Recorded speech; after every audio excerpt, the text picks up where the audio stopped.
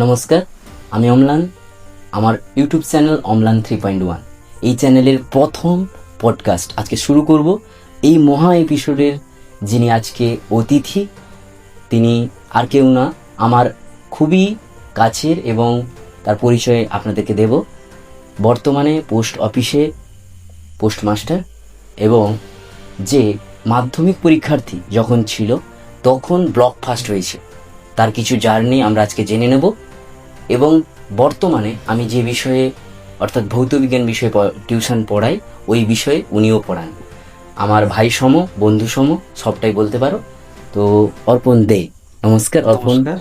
আমার ইউটিউব চ্যানেলের পক্ষ থেকে আন্তরিক অভিনন্দন। নমস্কার, আপনার এই শোতে আসতে পেরে আমি খুবই গর্বিত এবং সম্মানিত বোধ করছি।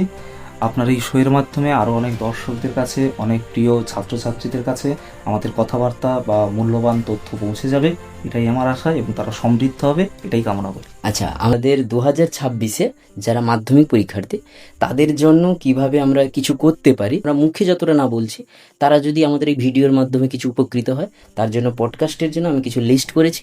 আপনাকে প্রশ্ন করা শুরু করতে পারি? ঠিক আছে। যেহেতু আমরা পূর্ব পরিচিত, তার জন্য তুমি দিয়েই কথাটা শুরু করি। হ্যাঁ, কোনো অসুবিধা নেই। আচ্ছা, মাধ্যমিকের সময়কাল তোমার অভিজ্ঞতাটা কেমন ছিল যখন ব্লক ফার্স্ট হয়েছিলে?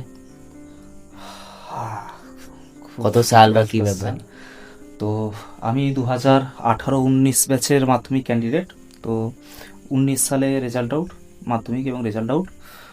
তো মাধ্যমিক দেওয়ার পরে যেরকম হয় 10-15 দিন একটা ব্রেক নিয়েছিলাম, তারপর 11-এর জন্য সায়েন্সের বিষয়গুলো নিয়ে পড়াশোনা শুরু করে দিয়েছিলাম অলরেডি। তো রেজাল্ট আউট হবে, যে কোনো সময় একটা হবে, 2-1.5 মাস সময় লাগে।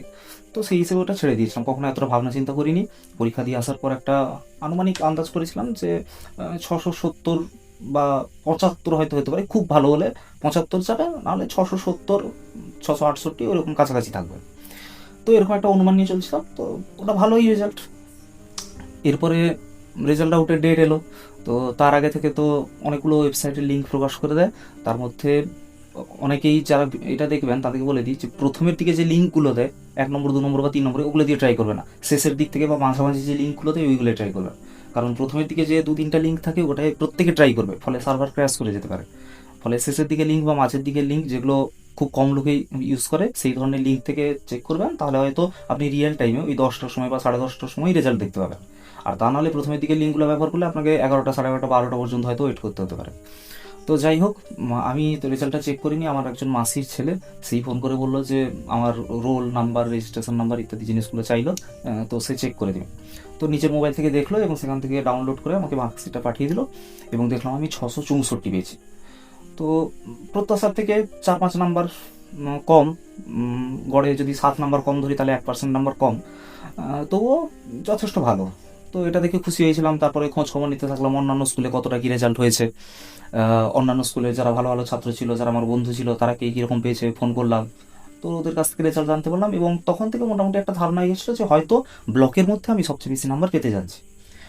তো বেলা বাড়তে থাকলো, 1টা-1:30টার দিকে যখন প্রায় সবার রেজাল্ট জানা হয়ে গেল, তখন কনফার্ম হয়ে গেলাম যে ব্লকের মধ্যে আমি ফার্স্ট হয়েছি, এবং অন্যান্য কারা সেকেন্ড, থার্ড, সেগুলো সব জানা হয়ে গেল।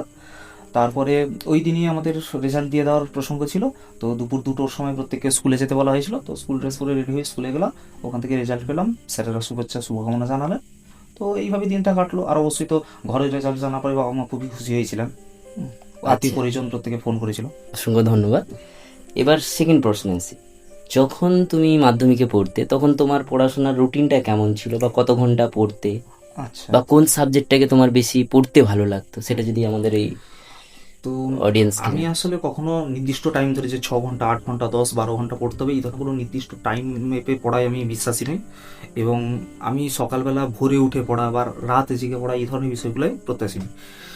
ছোটোবেলা থেকে পড়াশোনা আমার ভালোই লাগতো, কখনো জোর দিয়ে বা চাপ প্রয়োগ করে পড়াতে হয়নি, বা টিউশন মাস্টারের ভয়ে, স্কুলের মাস্টারের ভয়ে পড়তে বসতে হয়েছে, এরকম ব্যাপারটা নয়। পড়াশোনার প্রতি একটা স্বাভাবিক আগ্রহ ছিল, নির্দিষ্ট সময় সকাল সন্ধ্যায় পড়তে বসে যেতাম। মানে স্বাচ্ছন্দ্য, কোনো একটা চাপ নেই। তেমন কোনো ব্যাপার ছিল না। তো যখনই পড়তে বসতাম তখন যেই বিষয়টার প্রতি থাকতো সেটাতেই পুরো মনোযোগ দিতাম। ফলে আমার বেশি সময় লাগতো না, যে কোনো একটা পড়া দিলে আমি আধ ঘন্টা 1 ঘন্টা দেখলেই ওই পড়া আমি জল করে নিতে পারতাম, যে কোনো সাবজেক্টের ক্ষেত্রে। ফলে সকালবেলা আমি ওই 6টা, 6:30টার দিকেই উঠতাম। ভোরে ওঠার কোনো ব্যাপার ছিল না। তারপরে উঠে স্বাভাবিকভাবেই দাঁত মেজে খাওয়া দাওয়া, এবং তারপরে টিউশন থাকলে টিউশন যেতাম, টিউশন থেকে এসে স্কুল, পুরো স্কুল টাইমটা, এবং স্কুলের শেষে বিকালবেলা কোনো দিন ফাঁকা থাকতো, কোনো দিন একটা দুটো প্রাইভেট কোচিং থাকতো, সন্ধ্যাবেলা কোনো দিন নিজে পড়ার সুযোগ থাকতো, কোনো দিন প্রাইভেট থাকতো, এবং এইভাবে রাত হয়ে যেত। রাতের পরে কখনো কখনো হয়তো অঙ্ক করতাম, ত্রিকোণমিতি বা জ্যামিতির অংশগুলো করতাম, কোনো দিন হয়তো ভৌত বিজ্ঞান পড়া আছে তো এটা একটু দেখতাম। আসলে খাওয়ার পরে ভারী পেটেও বসে থাকতে পারতাম না, সেই হিসেবে খাওয়ার পরে হয়তো 1 ঘন্টা কি 1.5 ঘন্টা, মোটামুটি 10:30 বা বড়জোর 11টা পর্যন্ত আমার পড়াশোনার বিষয়, সকাল 6টা বা 6:30 থেকে রাত 11টা, এই সময়ের মধ্যে যেটুকু পড়া। এবার আপনারা হিসাব করে নিন এর মধ্যে স্কুল টাইম, খেলাধুলা, চান, খাওয়া দাওয়া ইত্যাদি সময় বাদ দিলে কতটুকু সময় পড়া হচ্ছে। তো গড়ে আমি 7 থেকে 8 ঘন্টা এরকম সময় সেরকম পড়তাম। কোনো স্পেসিফিক ছিল না, না, শুধু সেরকম সায়েন্সের প্রতি একটু ইচ্ছে ছিল? আহ, না ইতিহাসের প্রতিও তেমন নয়, বলতে গেলে অলরাউন্ডার, মানে মোটামুটি সব বিষয়ে ভালো লাগতো করতে। হ্যাঁ, সব বিষয়ই ভালো লাগতো, এরকম আচ্ছা। কোনো নয় যে আর্টস বা সায়েন্সে বিশেষ। এবার আমরা পরবর্তী প্রশ্নে যাব। পরীক্ষার আগে যে একটা স্টুডেন্টদের মধ্যে একটা চাপ থাকে যে পরীক্ষা কি করব, ওই প্রশ্ন পারবো না এক রাতের মধ্যে, এই মানসিক চাপটাকে কিভাবে হ্যান্ডেল করতে? প্রথম কথা হচ্ছে যে প্রস্তুতিটা বছরের শুরু থেকে নিতে হবে। মাধ্যমিক ক্যান্ডিডেট এটা ভেবে নিতে হবে বছরের প্রথম দিন থেকে, এবং আমি বলতে গেলে এটা শুরু করেছি অনেক আগে থেকে, কারণ ছাত্র জীবনে একটা পরীক্ষার জন্য, কম্পিটিটিভ পরীক্ষার জন্য সবচেয়ে বেশি সময় মাধ্যমিকে পাওয়া যায়। প্রায় একটা পুরো বছর, 12 মাস। তারপরের বছর যদি ফেব্রুয়ারিতে পরীক্ষা হয় সেখানে 2 মাস, 12 দুই 14 মাস। উচ্চ মাধ্যমিকের ক্ষেত্রে দেখতে গেলে 8 কি 10 মাস পাওয়া যায়, 8 মাস 10 মাস এরকম পাওয়া যায়। ফলে সেক্ষেত্রে মাধ্যমিক সবচেয়ে বেশি সময়। আমি প্রস্তুতি শুরু করেছিলাম তারও আগে। 9-এর পরীক্ষা শেষ ডিসেম্বর মাসে, কিছুদিন ঘুরে নিলাম, 7 দিন 10 দিন। তারপর 20 তারিখ থেকে, ডিসেম্বরের 20-22 তারিখের সময় থেকে আমি 10-এর পড়া শুরু করেছি। পড়া বলতে এমন নয় যে আমি টিউশন শুরু করে দিয়েছি বা একদম সিরিয়াসলি পড়ছি, এমন কিছু নয়। 10-এর বাংলা বই, বাংলায় তো গল্প আছে, সাহিত্য আছে, সেটা পড়তে ভালো লাগলো, পড়ে এলাম। ইতিহাস বইটা যেটা আছে সেটা ক্লাস 8-এও পড়েছিলাম, তাহলে সেই জিনিসগুলো দেখলাম, আর বেশি যা এক্সট্রা আছে দেখে নিলাম। আসলে বিষয়গুলোর প্রতি নিজের আগ্রহ থাকতে হবে, যে নতুন কিছু জানবো, নতুন কিছু শিখবো, তাহলে আর সেটা চাপ মনে হবে না। তো বছরের প্রথম থেকে যদি এইভাবে ছোট ছোট পার্টে পড়া করে নেওয়া যায়, যেদিন যে পড়াটা দেওয়া হবে সেটা যদি রেডি করে স্যারকে দিয়ে দেওয়া যায়, তাহলে সেক্ষেত্রে কী হবে, ওই পড়াটা রেডি হয়ে থাকলো। নেক্সট টাইম যখন রিভাইজ দেবো, ওই জিনিসটা তো অলরেডি স্মৃতিতে আছে, ফলে সেটাকে আর পুনরায় মুখস্থ করতে হবে না বা পুনরায় মনে করতে হবে না, ওটা অটোমেটিক্যালি অবচেতন মন থেকে চলে আসবে, ফলে সময় কম লাগবে। তারপরে রয়েছে প্রশ্নবিচিত্রা, মক পেপার সলভ প্রভৃতি করলে ওই জিনিসটা একদম সড়গড় হয়ে যাবে, মানে একদম সহজাত প্রতিবর্তক ক্রিয়ার মতো, স্যার প্রশ্ন করবেন সঙ্গে সঙ্গে উত্তর। তো এইভাবে যদি প্রথম থেকেই প্র্যাকটিসটা করা যায় একদম এক মন দিয়ে, তাহলে সেক্ষেত্রে এই পরীক্ষার আগের দিনের চাপ কী আসবে, সাজেশান কী হবে, এই ধরনের কোনো ভয় বা চিন্তা মনের মধ্যে থাকা উচিত নয়। আচ্ছা, ধরো ট্রেস লাগতো পড়ার প্রতি, একটা অনীহা হতো, তখন কি গান ফান শুনতে বা কিছু খেলাধুলা করতে, এক্সারসাইজ বা কিছু, স্ট্রেস বলতে বা কোনো মোটিভেশনাল কিছু হ্যাঁ। উক্তি কি আশেপাশে রাখতে? স্ট্রেস বলতে আমি পত্রিকা বা কোনো বই? খেলাধুলার প্রতি ততটা আগ্রহী বলবো না, মানে সুযোগ পাইনি। মানে খেলাধুলায় চিরকালে আমি একটু পিছিয়ে ছিলাম, পড়াশোনায় যেহেতু ভালো, এবং অন্যান্যরাও ততটা আমাকে খেলায় নিত না। তো সেই হিসেবে আমি খেলাধুলায় আমি ততটা ভালো ছিলাম না। সেই হিসেবে আমি অন্যান্য বিনোদনমূলক কাজগুলো বেছে নিয়েছিলাম। যেমন আমার গল্প বই পড়তে খুব ভালো লাগে, গোয়েন্দা গল্প বই বা যে কোনো সাহিত্যের গল্প বই। আমি পুরো বঙ্কিম রচনা বলি, কাকাবাবু সিরিজ, হ্যাঁ, আরও বিভিন্ন ধরনের গোয়েন্দা গল্প স্কুলের লাইব্রেরি থেকে নিয়ে এসে পড়ে নিতাম। এবং আমার পড়ার স্পিডটাও খুব দ্রুত, আমি নীরব পাঠ করি, মনে মনে পড়তে থাকি, ফলে আমি খুব স্পিডে পড়তে পারি। মানে আগে একদিনে বই এনে আমি 100 পেজ পড়ে দিয়ে আবার পরের দিন দিয়ে দিতে পারতাম, এতটাই নেশা ছিল। পড়ার বই নিচেও রেখে পড়তাম। তো সেটা পড়লে একটা মাইন্ড ফ্রেশ হতো, নতুন নতুন চিন্তাভাবনা আসতো। তাছাড়া বিভিন্ন জায়গায় ঘুরে বেড়ানো, প্রকৃতি দেখা, প্রকৃতি আমার কাছে খুব একটা আকর্ষণীয় বিষয়। বিকালবেলা সূর্যাস্তের সময় আকাশের লালিমা, মেঘ, পাখিদের উড়ে যাওয়া, মাঠে কাশফুল ফোটা ইত্যাদি জিনিসগুলো দেখলেও মন ফ্রি হয়। তাছাড়া গান শোনা বা অন্যান্য জিনিসগুলো এগুলো করা। কোন গানগুলো বেশি শুনতে, যদি বলবো যে তোমার ফেভারিট সিঙ্গার গান শোনা স্টুডেন্ট লাইফের কাছাকাছি? হ্যাঁ, গান শোনা বলতে একটু পুরোনো দিনের যে গানগুলা, বলতে 60-70-এর দশকে হেমন্ত বা মান্নাদের যে গান, সেই গানগুলোর প্রতি আমার স্বাভাবিকভাবেই আগ্রহ আছে, কারণ গানগুলোর যেমন অর্থ আছে তেমনি তার সুরও আছে। তাছাড়া 80s-90s-এ কুমার শানু, উদিত নারায়ণ, অলকা ইয়াগনিক, এইসব ব্যক্তি, বিনোদ রাঠোর, এদের যে গান, মেলোডিয়াস গান, সেগুলোও খুব ভালো লাগে। তাছাড়া আধুনিক যুগেও অনুপমের বা নচিকেতার কিছু কিছু গান, যে গানগুলোর মধ্যে বক্তব্য বা ভাবনাটা ভালো আছে, সে ধরনের গানও দেখেছি। তাছাড়া নতুন রিলিজ হওয়া সিনেমার বিভিন্ন গান, তো ওগুলো দেখতাম। তাছাড়া কিছু ইংরেজি সিনেমাও দেখেছি, যেটা আমার পরবর্তীকালে স্পোকেন ইংলিশ বা ইংলিশে কথা বলার ক্ষেত্রে কনফিডেন্ট আনতে সাহায্য করেছে। তো মোটামুটি সব বিষয়ই মোটামুটি দখল ছিল, সবসময় যে বইতে মুখ বুজে থাকতাম, বই পোকা হয়েছিলাম, এমন বিষয়টা নয়। আচ্ছা, এবার আমরা আছি নতুন একটা সিরিজ, কেরিয়ার জার্নি। তোমার কেরিয়ার জার্নি সম্বন্ধে জানবো, যে এখন বর্তমানে কেরিয়ার বলতে শুরু যেটা হচ্ছে কেন্দ্র সরকারের একটা পোস্ট অফিসে পোস্টমাস্টার। এবার ওর যে শুরু বা কিভাবে পরীক্ষা দিতে হয় নাকি অন্য কিছু, যদি অডিয়েন্স যারা মাধ্যমিক দিচ্ছে তাদের একটা অনুপ্রেরণা জাগবে যে তারা যদি কোনো কারণে কঠিন পরিশ্রম করে পড়ে, একটা ডেডিকেশন নিয়ে পড়ে, তাহলে তারাও পেতে পারে, বা পরবর্তী দিকে কি করলে তারা পেতে পারবে সেই সম্বন্ধে একটু তোমার। ডাক বিভাগ ভারতবর্ষের অত্যন্ত প্রাচীন একটি বিভাগ এবং কেন্দ্রীয় সরকারের অধীনে এই বিভাগ। প্রত্যেকেই জানেন যে প্রত্যেকের বাড়ির ঠিকানা ডাক সূচক মানে পিনকোড নাম্বার ছাড়া সম্পূর্ণ হয় না। ফলে সমগ্র ভারতে ডাকঘরের ব্যবস্থা অনেক প্রাচীনকাল থেকেই প্রচলিত এবং সেই ডাকঘরে কর্মী নিয়োগের ক্ষেত্রে সম্প্রতি সরকার একটি স্বচ্ছ পদ্ধতি নিয়ে এসেছে যে তারা নাম্বারের ভিত্তিতে অর্থাৎ মেরিট বেসিসে নিয়োগ করবে। এটা 18 বছর বয়সী মাধ্যমিক পাস যে কোনো ব্যক্তি এর জন্য আবেদন করতে পারেন। এটা হচ্ছে জিডিএস পোস্ট, গ্রামীণ ডাক সেবকের পোস্ট। এখানে পোস্টমাস্টার, পিয়ন এবং রানার এগুলো রয়েছে। বিপিএম মানে ব্রাঞ্চ পোস্টমাস্টার, এবিপিএম মানে অ্যাসিস্ট্যান্ট ব্রাঞ্চ পোস্টমাস্টার, এই ভাগেই পড়েন প্রাক্তন পিয়ন এবং রানাররা। তো এই ধরনের ভাগ রয়েছে। এক্ষেত্রে কোনো লিখিত পরীক্ষা বা মৌখিক পরীক্ষা কিছুই হয় না। মাধ্যমিকে অর্জিত নাম্বারের পার্সেন্টেজের ভিত্তিতেই সরাসরিভাবে নিয়োগ হয়। যখন গ্যাজেট নোটিফিকেশান বেরোয় তখন নির্দিষ্ট ফর্ম ফিল আপ করে আবেদন করতে হয় এবং সাথে সাপোর্টিং বিভিন্ন শিক্ষামূলক ডকুমেন্টস দিতে হয়। এই যে যারা মাধ্যমিক দিচ্ছে তারা যদি ঠিক ডেডিকেশন নিয়ে একটা নাম্বার ভালো করতে পারে তাহলে তারা সেই যোগ্যতায় আসতে পারবে। মাধ্যমিক পাসের পর উচ্চ মাধ্যমিক কত নাম্বারে কি থাকতে হবে একটু বলে দিলে ভালো। উচ্চ মাধ্যমিকটা পাস করতে হবে, 18 বছর বয়স তো হতেই হবে। তারপর নিয়োগটা হবে মাধ্যমিকের নাম্বারের ভিত্তিতে। তো নাম্বারটা মিনিমাম বলা হয় যে পাস করলেই হবে, তবে প্রত্যেকেই জানেন সব জায়গায় কম্পিটিশন এবং first come first serve basis. তো একটা পোস্টের এগেনস্টে যদি অনেকগুলো অ্যাপ্লিকেশন জমা পড়ে, যার নাম্বারের পার্সেন্টেজ বেশি থাকবে তাকেই সুযোগ দেওয়া হবে। মানে সোজা কথা, যার সর্বোচ্চ নাম্বার থাকবে সে কিন্তু সব জায়গায় মোটামুটি ম্যাটার করতে। তো যেহেতু মাঝখানে করোনা পিরিয়ড ছিল এবং পরীক্ষা হয়নি, অনেকেই বেশি নাম্বার পেয়েছেন। তো আমাদের সময় ধরে নেওয়া হতো যে 87, 88, 85% অ্যাবাভ পেলে মোটামুটি চাকরি নিশ্চিত। কিন্তু এখন সেটা 96, 97% গিয়েও হয়তো অনেকে পাবে না। মানে 7, 9, 63, 630-এর উপরে তোমাকে তুলতেই হবে অবশ্যই। মানে কেউ যদি 650-এর উপরে তো অবশ্যই যেতে হবে। মানে কেউ যদি 650-এর উপরে পায় তাহলে তার একটা চিন্তা থাকতে পারে যে আমি পেতে পারি, থাকতে পারে। আর তাছাড়া আমাদের এই মেদিনীপুর জেলায় যেহেতু দুই মেদিনীপুরে, পূর্ব এবং পশ্চিম মেদিনীপুরে শিক্ষার হারটা অনেক বেশি, পাসের শতাংশটাও বেশি। ফলে নিয়োগের ক্ষেত্রে যদি এখানে অ্যাপ্লাই করেন তাহলে হয়তো নাও পেতে পারেন। তো অন্যান্য ডিভিশন বা রাজ্যের অন্যান্য অংশে যদি অ্যাপ্লাই করেন সেক্ষেত্রে একটা চান্স থাকতে পারে। কিন্তু মেদিনীপুরে অন্তত 97-98% ছাড়া একথা ভাবাই যাবে না। চাকরির পাশাপাশি শুনলাম আমি যে বিষয়ে পড়াই ভৌত বিজ্ঞান, ওই বিষয়ে তুমিও পড়াও। এবার সেই ব্যালেন্সটা কিভাবে করছো? তো অফিস টাইম, একটা মর্নিং অ্যান্ড ইভিনিং একটা ক্লাস। তো চাকরির ক্ষেত্রে তার তো একটা নির্দিষ্ট টাইম রয়েছে, সকাল 10টা থেকেই শুরু হচ্ছে। তো সেক্ষেত্রে ভোরের যে টাইমটা অর্থাৎ সকাল 7টা থেকে 9টা 9:30 পর্যন্ত এই টাইমটা, ওইটাই কোনো কোনো দিন আমার কোচিংয়ে রয়েছে। তাছাড়া বিকালবেলা আমি কোচিং তেমন একটা রাখিনি, সেটা নিজে রেস্ট নেওয়ার জন্য, ফ্রি হওয়ার জন্য, অফিস থেকে এসে রেস্ট নেওয়ার জন্যই রেখেছি। তার বাদে সন্ধ্যাবেলাটা একলা বসে থাকতাম, তেমন কিছু কাজ ছিল না, কলেজের কিছু পড়া এবং ভবিষ্যতে বিভিন্ন চাকরির পরীক্ষামূলক প্রস্তুতি, সেইগুলো ছাড়া আর তেমন কিছু কাজ ছিল না। তো সেই সময়টাকেও আমি একটা চর্চার মধ্যে থাকার জন্য বেশ কিছু টিউশন নিয়ে নিয়েছি। ফলে এখন কিছুদিন সকালে এবং কিছুদিন সন্ধ্যায় আমার টিউশন আছে। ফলে যেহেতু চাকরির সময়ের সঙ্গে ওটা কোনো কন্ট্রাডিক্ট করছে না, ফলে দুটোই সমানতালে চলছে এবং সাথে প্র্যাকটিসের মধ্যেও থাকা হচ্ছে ভবিষ্যতে কোনো পরীক্ষামূলক এক্সামের ক্ষেত্রে, মানে জুনিয়র লেভেলের যে প্রশ্নগুলোকে সঙ্গে অ্যাটাচ থাকতে সুবিধা। টিউশন পড়াতে গিয়ে স্টুডেন্ট বর্তমানে যারা, তাদের মধ্যে কোন সমস্যাটা তোমার চোখে পড়ছে? একটা ভালো প্রশ্ন ধরলাম। তাদের মধ্যে কি এমন প্রবলেম ফেস করছো যেটা তোমার মনে হচ্ছে এটা গুরুতর একটা প্রবলেম দাঁড়িয়েছে? ছাত্রছাত্রীদের মধ্যে এখন যেটা সবচেয়ে বড় প্রবলেম সেটা হচ্ছে বেসিক্সের অভাব। যে জিনিসটা ভিত্তি তৈরি হওয়া উচিত প্রাথমিক স্তরে কিংবা উচ্চ প্রাথমিক স্তরে, সেই জিনিসটা তারা শিখছে না। তারা সেই সব জিনিস না শিখে, যেহেতু পাস ফেল কোথাও নেই তাই ধরাও যাচ্ছে না কতটা তারা শিখলো না শিখলো, সরাসরি ক্লাস 9 পর্যন্ত উঠে আসছে।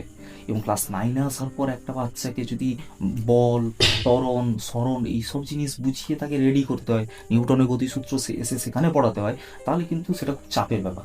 এই ধরনের একটা বাচ্চাকে রেডি করে মাধ্যমিকে ভালো নাম্বার করিয়ে দেওয়া একজন শিক্ষকের হচ্ছে যথেষ্ট চাপের। দ্বিতীয়ত যে জিনিসটা, শৃঙ্খলাহীনতা। এই প্রজন্ম বড্ড উচ্ছৃঙ্খল হয়ে যাচ্ছে। আমাদের সময় তো স্যাররা হাতে মানে ক্লাসে প্রবেশ করলে তো আমরা ভয় পেয়ে যেতাম, আর হাতে লাঠি তুলে বুঝে নিতাম যে শেষ, এবং গার্ডিয়ানের তরফ থেকে বাড়িতে জানিয়ে দিতেন যে চোখ দুটো রেখে ছেঁচে দিবে।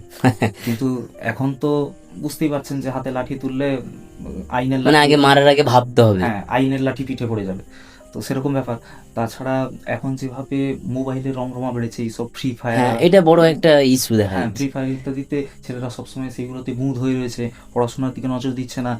আর তাছাড়া বর্তমানে যেভাবে কর্মসংস্থানে বাজার সংকুচিত হচ্ছে, তাতে তারা ভাবছে যে পড়াশোনা করে কি হবে, এই যে একটা প্রশ্ন, হ্যাঁ, এই মানে যে তাদের দিশাহীনতা। হ্যাঁ তারা মানে শিক্ষকের চাইতে তারা এমন ভাবে হচ্ছে বাস্তবটা তারাই যেন আগে দেখে ফেলেছে। হ্যাঁ। তো এই ধরনের ঘটনাগুলো আমাদের সামাজিক জীবনে পরিবর্তন আনছে, ছাত্রদের মনোভাবকেও পরিবর্তিত করছে, ফলে এটা একটা চ্যালেঞ্জ অবশ্যই। আচ্ছা, ফিজিক্যাল সায়েন্স পড়ানোর মধ্যে কোন টপিকটা শেখাতে সব থেকে তোমার ভালো লেগেছে বলে মনে হয়? মানে পড়াতে গিয়ে এই টপিকটাকে তোমার মনে হয়েছে যদি আরও যদি স্টুডেন্টরা না বুঝতে পারে, তুমি সেটাকে রিপিট পড়াতে ইচ্ছে জাগে একটা। তো সেটা বিভিন্ন ক্লাসে হিসেবে বিভিন্ন রকম। আচ্ছা, যেহেতু আমরা মাধ্যমিককে তাকিয়ে যেহেতু করছি, অনেকগুলো চ্যাপ্টার রয়েছে, কোন টপিকটাকে বেশি ইন্টারেস্টিং মনে হয়? মাধ্যমিকে ইলেকট্রিসিটি মানে চলতড়িৎ, বা গ্যাসের যে আচরণ, চার্লসের সূত্র, বয়েলের সূত্র, পরমাণু নিউক্লিয়াস, এটা আমার অত্যন্ত ফেভারিট সাবজেক্ট। জৈব রসায়ন। তো এই চ্যাপ্টারগুলো পড়াতে ভাল লাগে, বোঝাতে ভাল লাগে। এবং যেহেতু এগুলোর মধ্যে একটা ছন্দ রয়েছে, তো কেউ যদি সূত্রগুলো বা ছন্দগুলো ঠিকমতো বুঝতে পারে, তাহলে নিজে থেকেই সলভ করতে পারবে। Thank you. একটা সমস্যা আমার টিউশনের ক্ষেত্রে আমি দেখেছি, এবং আমি যে প্রশ্নটা তুলে রেখেছি এখানে সেম। এখনকার প্রায় স্টুডেন্টদের মধ্যে একটা থাকে বেশিক্ষণ পড়ার প্রতি যে মনোযোগটা তারা রাখতে পারছে না। তুমি তাদেরকে কি পরামর্শ দেবে? বেশিক্ষণ পড়া বলতে একটানা 1 ঘন্টা 1.5 ঘন্টা পড়বে এমনটা আশা করাও ঠিক নয়। একটানা আধ ঘন্টা, অন্তত 20 থেকে 25 মিনিট একটানা, ওই সময় বন্ধুর সঙ্গে গল্প করা যাবে না, অন্য কোনো দিকে তাকানো যাবে না, একটা সাবজেক্ট পড়বো, এই ধরনের একটা ডেডিকেশন অবশ্যই দরকার। যদি সেটুকুও না হচ্ছে, তাহলে কিন্তু একটা বড় ঘাটতি আছে। একটা ছেলে 1 ঘন্টা টানা পড়বে এমনটা আশা করা ঠিক নয়, কিন্তু 20-25 মিনিট একটানা একটা বিষয় পড়তে পারছে না, তার মানে নিশ্চয়ই তার প্রস্তুতিতে, তার পড়াশোনার প্রতি যে দৃষ্টিভঙ্গি, অ্যাটিটিউডে কিছু খামতি আছে। সেক্ষেত্রে দূর করার জন্য তাকে ধ্যান করতে পারে, মনঃসংযোগ করতে পারে, এক জায়গায় দীর্ঘক্ষণ বসে থাকার অভ্যাস করতে হবে। ঠিক আছে, কোনো একটা নির্দিষ্ট জিনিসের দিকে তাকিয়ে বসে থাকা, যে বাইরে কিছু ডাক আসছে, শরীরে কোনো মানে বইয়ের পরিবর্তন হচ্ছে। বাইরের প্রকৃতিটাকে অবজার্ভ করে, তাকে হ্যাঁ একটা অনুভব করে। ধরো পুকুরের দিকে তাকিয়ে আছে, পুকুরের মাছটা কেমন চলাফেরা করছে, বা পুকুরের জলের পাশে যে হাওয়াটা কেমন, অনুভব করার শক্তিটা বাড়াতে হবে। এটা। আচ্ছা, ধন্যবাদ অল্প কথার মধ্যে ভালো বোঝানোর জন্য। তুমি কি মনে করো টিউশন ছাড়া কি ভালো রেজাল্ট করা সম্ভব? অবশ্যই। কেউ যদি টিউশন, নিজে থেকে হ্যাঁ, পড়তে চায়? টিউশন একটা গাইডেন্স মাত্র। টিউশনে অভিজ্ঞ শিক্ষক শুধুমাত্র পথটা দেখিয়ে দিবেন যে কোন পথে গেলে সাফল্য লাভ করা যেতে পারে, বা কি কি জিনিসকে গুছিয়ে নেওয়া যেতে পারে, উত্তর লেখার ক্ষেত্রে আর কি জিনিস সংযোজন করতে হবে, কি বাদ দিতে হবে, এই জিনিসগুলো তিনি মানে বলতে পারেন। জাস্ট একটা নির্ণায়ক বলতে পারে, যেমন হ্যাঁ, পরীক্ষা দিলে ভালো একজন রেজাল্ট। guide, হ্যাঁ, গাইড। একজন গাইড। কিন্তু যদি কারো ডেডিকেশন থাকে, যদি কেউ নিজে থেকে পড়তে চায়, পড়াশোনাটাকে ভালোবাসে, তাহলে সে যদি বই এবং সাথে রেফারেন্স কিছু বই পড়ে, নিজে থেকে প্রশ্ন রেডি করে, এবং সেগুলো স্কুলের স্যারকেই দেখিয়ে নেয়, স্কুলের স্যারদেরকে নিজে লিখে যদি খাতা দেখিয়ে দেয় যে স্যার আমি এটা লিখেছি, আপনি চেক করে দিন যে ঠিক আছে কিনা, কোনো স্যার না বলবেন না, স্যার খুশি হবেন বরং, কারণ আজকালকার দিনে এরকম ছাত্রছাত্রী পাওয়া খুব দুষ্কর। ফলে তারা আনন্দ সহকারে দেখে দেবেন, এবং তাদেরকে দিয়েই যদি আমরা চেক করিয়ে নিতে পারি, তাহলে টিউশনের প্রয়োজনীয়তা মিটেই গেল, এবং সেক্ষেত্রে তাদের ফিডব্যাক পেয়ে আমরা সমৃদ্ধ হব। কারণ সেই সকল স্যারেরা অলরেডি মাধ্যমিক উচ্চ মাধ্যমিকের খাতা চেক করেন, ফলে তারা জানেন যে পর্ষদের স্ট্যান্ডার্ডটা কী। ফলে তাদের আদর্শ অনুসারে, তাদের নির্দেশ মেনে যদি লেখাগুলোকে সাজিয়ে নেওয়া যায়, তাহলে অবশ্যই টিউশনের কোনো দরকার নেই। আচ্ছা, এবার আসি আগামী দিনে তোমার নিজের লক্ষ্য কি আছে? ভালো একটা প্রশ্ন। আগামী দিনে নিজের লক্ষ্য বলতে আপাতত যে দেখা যাক। সামাজিক যে হ্যাঁ, সম্মান বা যেটুকু বর্তমানে আছে তার আপাতত- চাইতেও তো আলাদা কিছু একটা লক্ষ্য ছিল। আপাতত কলেজের পড়াশোনাটা চলছে, 3rd ইয়ারে, ফাইনাল ইয়ারে আছি। তো সেটা শেষ করার পরে দেখা যাক, প্রমোশনাল পরীক্ষা দেবো, ডিপার্টমেন্টের প্রমোশনাল পরীক্ষা। তাছাড়া WBCS এর চেষ্টা করতে পারি, এখনও সেই বিষয়ে চূড়ান্ত সিদ্ধান্ত নিইনি। WBCS এর পরীক্ষা দিতে পারি। তাছাড়া ডিফেন্স রিলেটেড বিষয়ে আমার আগ্রহ আছে, তো যদি পারি তো ডিফেন্সের একটা এক্সাম দেবো। আপাতত এই 3টা বিষয়ই ভেবে রেখেছি। ধন্যবাদ। শেষ করার আগে আগামী দিনে মানে বর্তমানে যারা দেবে মাধ্যমিক, তাদের জন্য কি বার্তা দেবে তোমার তরফ থেকে, যেহেতু তুমি একটা ফেস করে এসছো, আমরাও এসছি, এবার তোমার সাফল্য দেখে তারা তো দেখে যে সাফল্য হয়েছে মানে কিছু একটা এক্সট্রা করেছে, বা কিছু একটা থট আলাদা ছিল যাতে সবার থেকে আলাদা, ওইটা বোঝাতে চাইছি। মানে তুমি যখন মনে করো টেস্ট পরীক্ষা দাওনি, তখন ডেডিকেশন, টেস্ট পরীক্ষার পরের ডেডিকেশন, তোমার যে ভাবনা চিন্তা তখন তো অন্যরকম ছিল। হ্যাঁ, কিছুটা। সেক্ষেত্রে আমি বলবো যে যেহেতু বছরে আর এই সময় বেশি বাকি নেই, সেক্ষেত্রে টেস্টের আগে মোটিভটা হওয়া উচিত পুরো বইটাকে পড়ে নেওয়া, পুরো বইতে যা যা আছে সেই বিষয়গুলো জেনে তার সঠিকভাবে ইমপ্লিমেন্ট করা এবং টেস্টে দেখে নেওয়া যে এই মুহূর্তে আমার প্রস্তুতি কতটা আছে। এই টেস্ট পর্যন্ত আমি শুধু বই পড়েছি, রেফারেন্স বই পড়েছি, তার ভিত্তিতে আমার প্রস্তুতি কতটা আছে। টেস্টের সময় রেডি হয়ে যাবে, বইয়ের ভিতর যা যা আছে সেগুলো মাথায় চলে আসবে।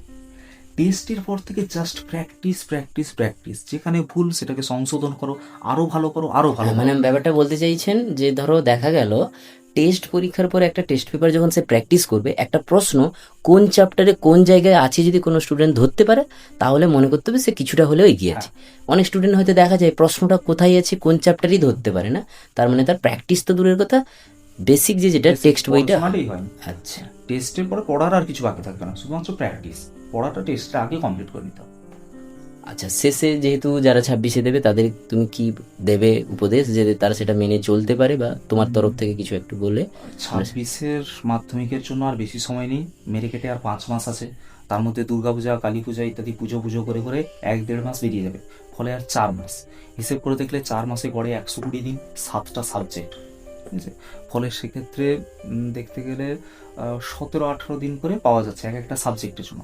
ফলে 17 দিনের মধ্যে পুরো বই, সহায়িকা, প্রশ্ন, শর্ট কোশ্চেন, লং কোশ্চেন সব কমপ্লিট করে নিতে হবে। এইরকম একটা টার্গেট নিয়ে চলতে হবে। আমি একটা গড় হিসাব দিচ্ছি প্রত্যেক সাবজেক্টের জন্য। ফলে পুরো বইয়ের সিলেবাস কমপ্লিট হওয়া দরকার, রেফারেন্স বই থেকে জেনে নেওয়া দরকার। এবার তার ভিত্তিতে বিভিন্ন ধরনের ব্যাকরণ, নির্মিতি, অন্যান্য যা যা বিষয় আছে সম্পূর্ণ রেডি হয়ে নিয়ে টেস্ট পরীক্ষাটা দিয়ে দেওয়া দরকার। টেস্টের পরে যেখানে যেখানে খামতি আছে, বই আর তখন পড়া যাবে না। বই যদি পড়তে চাও তাহলে আর রেজাল্ট করতে পারবে না। টেস্টের পরে যেখানে যেখানে খামতি আছে সেগুলোকে সংশোধন করে নিয়ে বারবার রিপিট এবং ঘড়ি ধরে সময় দেখে পরীক্ষা দেওয়া। নির্দিষ্ট করে একদম 3 ঘন্টা একটানা বসে পুরো পরীক্ষার মেজাজে পরীক্ষা দেওয়া। নিজের কাছে সৎ থাকবো, বই দেখবো না, সহায়িকার পাতা উল্টাবো না, খাতা দেখবো না, সম্পূর্ণরূপে কাগজ কলমে পরীক্ষা দিব, স্যারকে জমা দিয়ে চেক করিয়ে নেবো কত নাম্বার পাচ্ছি। এইটা যদি রিপিটেডলি চেষ্টা করা যায় তাহলে কিন্তু অনেকটাই নাম্বার, অন্তত 10 থেকে 15 নাম্বার এই প্রসেসেই বেড়ে যাবে। ফলে প্র্যাকটিস প্র্যাকটিস অ্যান্ড প্র্যাকটিস, এটাই হচ্ছে ভালো রেজাল্টের একমাত্র মূলমন্ত্র। আচ্ছা, পড়া থেকে আমি আমার এক্সপিরিয়েন্স থেকে একটা কথা জিজ্ঞাসা করছি, যে অনেক পড়া থেকে দেখেছি বলেছে স্যার যে আমার শর্ট প্রশ্নগুলো পারি না, বা দেখেছি যাদের প্রশ্নে প্রায় নাম্বার কেটে গেছে, কম পেয়েছে, ধরো এবারে ধরো একটা পরীক্ষায় 40 নম্বরের পরীক্ষায় 12, 13, 14, তাদের দেখেছি লং প্রশ্ন যে সাজেস্টিভ পড়াতে গিয়ে আমরা একটা অনুমান দীর্ঘদিনের প্রশ্ন ধরে বুঝতে পারি যে এই প্রশ্ন আসার সম্ভাবনা রয়েছে, সেইগুলো একটু প্র্যাকটিস করাতে পেয়েছে। কিন্তু শর্ট প্রশ্ন তো প্র্যাকটিস করানো তো সম্ভব নয়, হাজার হাজার প্রশ্ন হয়, সেখান থেকে তারা সেটা পারে না বলে ভুল হয়ে যায়, যার ফলে স্টুডেন্টদের মনে একটা ভীতি জেগে গেছে যে স্যার আমরা শর্ট প্রশ্ন পারি না। কি এমন করলে ব্যাপারটা সলভ হবে বলে মনে হয়? এখানে ভয় লাগছে সেখানে কাজ করতে হবে। শর্ট কোশ্চেনে ভয় লাগছে তাহলে সেটাকে আরও বেশি সময় দিতে হবে, আরও বেশি প্র্যাকটিস করতে হবে। শর্ট কোশ্চেন যে কোনো ধরনের সহায়িকা বইয়ের পিছনে পুরো সারিবদ্ধভাবে লেখা থাকে, MCQ, শূন্যস্থান পূরণ, সত্য মিথ্যা, ঠিক ভুল, ছক মেলানো, স্তম্ভ মেলানো ইত্যাদিরা থাকে।